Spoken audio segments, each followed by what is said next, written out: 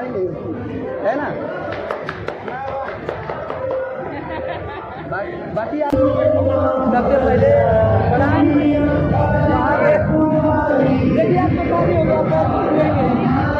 बहुत काम है। सबसे पहले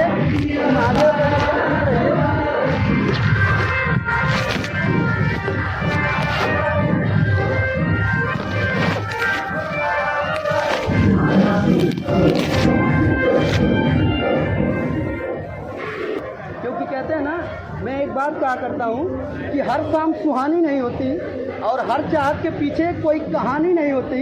यूँ तो असर है मोहब्बत में, वरना गोरी राधा भी सांवले शाम की दीवानी नहीं होती है ना। बाकी आपका कुछ कहिएगा, वीडियो खूब वायरल हुआ आपका शादी वाला। ओके महादेव करे आपको तो एक फोटो खींचो भाई, फोटो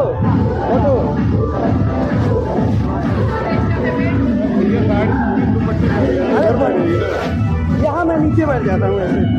आप स्टार में हैं आप महाराज।